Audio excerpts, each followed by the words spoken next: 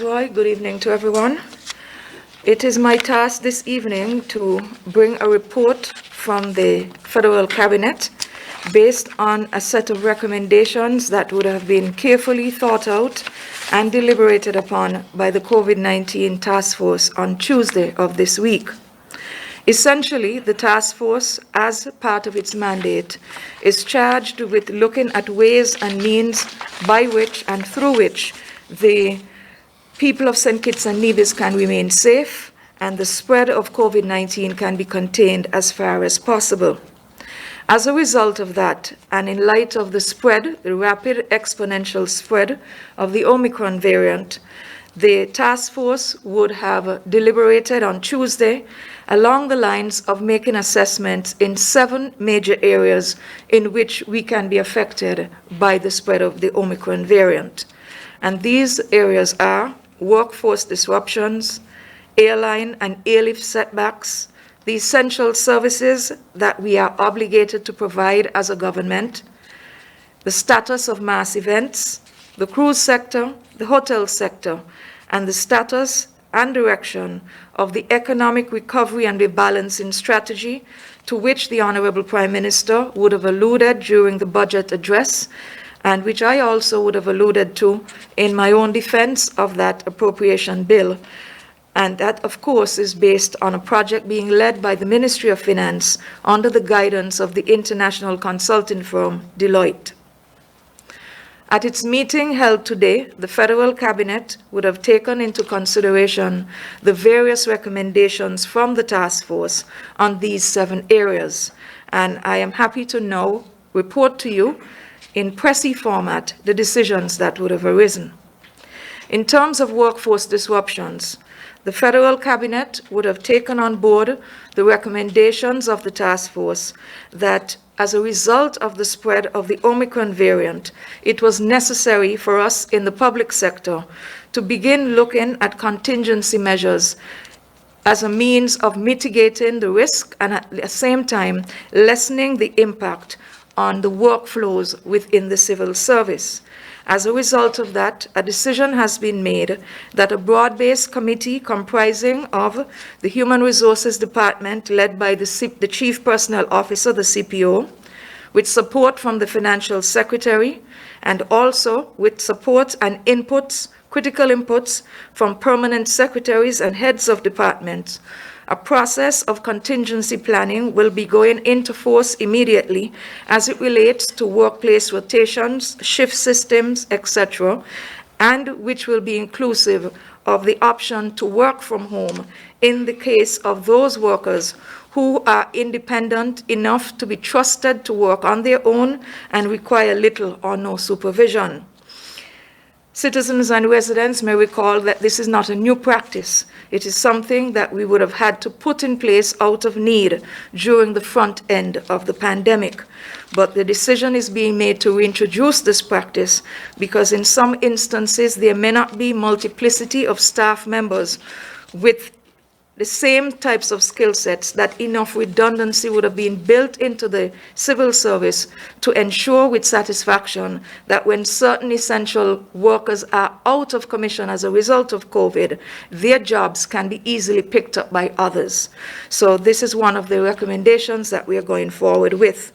Inclusive in that recommendation, as I would have hinted, would be contingency scenarios in terms of whether you have 10%, 25%, 55% of your workforce out of work as a result of infection or as a result of the fact that persons would have to remain at home or out of the work environment until their status has been certified if they are a contact of a positive case. Airline and airlift. This is an area that Cabinet recognizes we will be impacted from. We have already begun to be impacted by it, and it has to do with the fact that COVID-19 has taken has dealt a severe licking on our major source markets in North America as well as Europe. To be more specific, the USA and the UK. We would have noted that over the past several weeks or so, we would have seen an average of about 2,700 flight cancellations throughout the US, and there were others of similar note in the UK. At the same time, we are recognizing that some of these cancellations, or maybe most of them, would have been directly related to infection rates in the airline industry that would have then seen an absence of staffing or skeletal staffing to be able to check in flights, handle baggage, etc.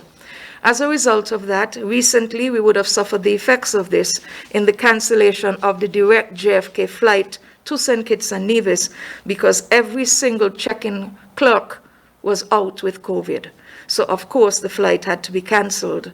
Compounding this situation, Cabinet realizes that there are also wintry weather conditions in these temperate climates, so ice and snow are also affecting the reliability of our airlift into St. Kitts and Nevis, and by extension, delays associated with the return flights out of St. Kitts and Nevis.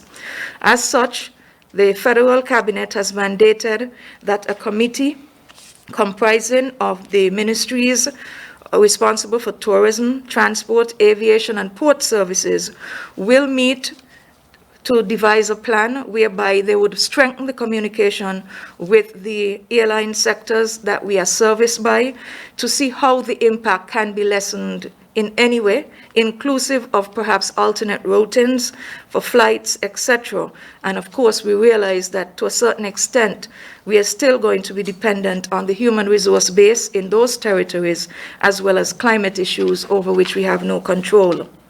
In terms of essential services, the task force would have also looked at this in comprehensive fashion in terms of the impact of the Omicron variant, for example, on our police and defense forces, our health sector workers, our elder care facilities, schools, ports, and customs employees, and even down to the level of our own government switchboard communication apparatus that is in place.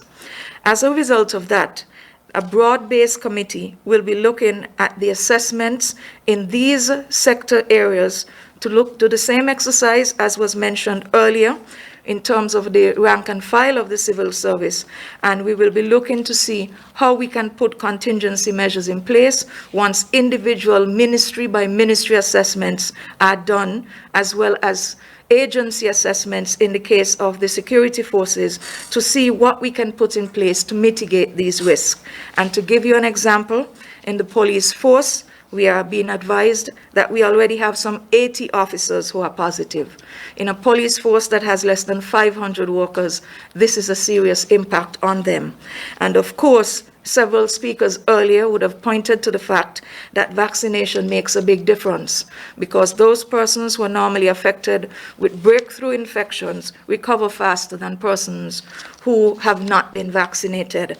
The average in the police force, for example, with persons who are out as a result of COVID, would reflect a 21-day recovery for persons who are not vaccinated and perhaps 7 to 10 days for persons who are fully vaccinated. So there is an impact on that.